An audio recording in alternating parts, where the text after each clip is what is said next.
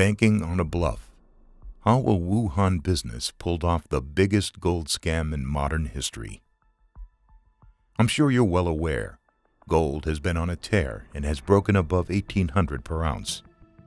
Every gold bug on the planet is excited and salivating at the mouth. Except for a group of bankers who accidentally got caught up in the greatest modern-day gold racket. For them, their gold bars aren't worth 1,800 per ounce, but more like $275 per pound. If you've watched a lot of Western movies, you've seen it before. Before believing that the coin he's just been handed is truly gold, a cowboy bites into it. The idea behind this test is that if the coin is truly gold, the pressure of the teeth will leave an impression in the coin. Over the years, there's been other tests to verify whether gold is truly gold. Primitive tests relied on scratching the metal or even drilling tiny holes in coins for a glimpse inside. In modern history, chemical tests and even ultrasounds have been used to make sure gold bars aren't just plated. Then and now, people have had the good common sense to try before they trust. With today's technology, no one should be getting fooled. The Kingold Saga, scam of the century. Kingold Jewelry is a NASDAQ-listed company based in the city of Wuhan, of coronavirus infamy. The company began as a gold factory and was previously affiliated with the People's Bank of China. It grew to become one of China's largest gold jewelry manufacturers and boasts both national and international dealings on its website. According to public records, Kingold began borrowing using gold as collateral in 2013. The company's debt continued to climb every year. Eventually, Kingold pledged 2.7 million ounces of gold in total, worth about $4.8 billion today. Kingold not only offered the gold as collateral, but even had its gold inspected by government certification offices and insured for $4.3 billion by a state-owned insurance company. It seemed foolproof. Suspiciously, all of Kingold's lenders came from trusts and banks outside its own province of Hubei. You'd think a billion-dollar-a-year business would have bank accounts set up in its own home region. How was the fraud discovered? In late 2019, Kingold failed to repay a debt owed to a creditor, Dongwon Trust. Like with all collateralized debts gone awry, Dongwon took possession of Kingold's gold that had been pledged as collateral. When the trust went to monetize the gold to cover the loan, they discovered that those bright, shiny gold bars were actually copper bars wrapped in gold. Shocked at the revelation, other creditors began to scramble to check their own collateral.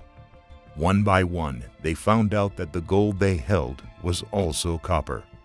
They had been fooled by an age-old trick on a massive modern-day scale. Company chairman Jia Zi Home is a controlling shareholder of the company and former military man. At age 59, he's been described as a bold and intimidating person. During his time in the military, he served in Wuhan and Guangzhou, and later in life, he managed gold mines owned by the People's Liberation Army, the armed forces of the People's Republic of China. In short, he's a guy with some serious connections and is not someone you want to offend. Which banks are exposed to the Kingold scam? Is it just a fluke that most of Kingold's credit came from places outside its home province? Not likely. One source in China says it was well known within their home province of Hubei that Kingold was really kin copper. Local banks and other financial institutions avoided doing business with Kingold, and almost none of them were involved in financing Kingold, though they kept quiet because nobody wanted to offend Chairman Jia Zi Home publicly. Now, here are the trusts and banks most exposed to Kingold. Minsheng Trust, over 4 billion yuan. Hengfeng Bank, just under 4 billion yuan. Dongguan Trust, just under 3.5 billion yuan. Anzin Trust, just under 2 billion yuan. Sichuan Trust, again, just under 2 billion yuan. To put in perspective just how much debt we're talking about, the 2.9 million ounces of fake gold in question represents 22% of China's 2019 gold output. That's about 4.2% of the country's gold reserve. Of course, Kingold took out an insurance policy worth US $4.3 billion on the gold they pledged as collateral through state-owned PICC Property and Casualty. It's the largest non-life insurance company on the Chinese mainland. Though the pricing on the policy falls a bit short of the full value of the gold, getting back US $1,460 an ounce is still better than getting back $275 a pound.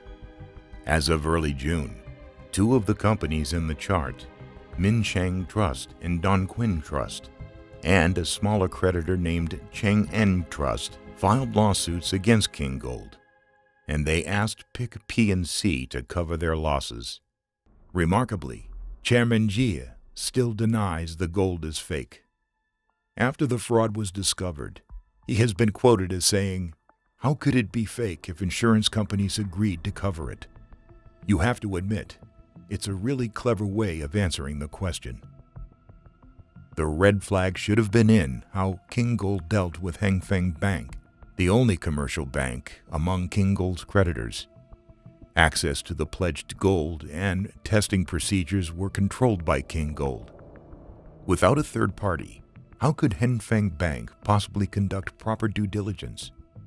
Further, the loan officer who wrote the loan at Hengfeng didn't have the cleanest track record. He was already under investigation in 2018. Who knows how long Kingold would have gotten away with this deception had they not defaulted on their loan to Dongguan Trust. But remember how these financial institutions are trying to go after Kingold's insurance company, PIC P&C. As it turns out, getting the money from the insurance to replace the collateral won't happen without a legal battle. PIC P&C is arguing that the policies they hold are only to cover collateral losses, accident, theft, and disasters, but not fraud. So how many people are in cahoots here? Surely a few. The bigger question remains, is this con a standalone crime or is it part of a commonplace scheme? How many other loans from how many other companies are built on fake collateral? And the true elephant in the room, how much of China's gold reserves are gold-plated? In 2016, a similar gold fraud case occurred in neighboring Shaanxi province. A US $2.8 million loan backed by gold as collateral turned black. Tungsten black, in fact. When the loan was defaulted on, the financial institution involved, Tongguan Co-op, found that the bars pledged for that loan were actually only 36.5% gold. Tungsten plate was found underneath the thin gold veneer. Tongguan Co-op would go on to find 46 tons or 1.5 million ounces of fake gold on its balance sheet. The initial incidence of this single bad loan led to the discovery of fake gold in the coffers of 19 different lenders throughout the Shaanxi and adjacent Henan provinces. The total amount of compromised collateral was worth $2.7 billion, the largest gold fraud scandal in China before the Kingold affair. That's up to 130 tons of gold compromised between Tongguan and Kingold alone. Who knows how many other tons of fake gold could be hiding amongst China's 1,950 tons of gold reserve. Gold is at an all-time high right now as investors look for a solid footing in insecure times. But gold is only good if it's truly good as gold. Be careful where you purchase your bullion and how you invest. Regards, Marin.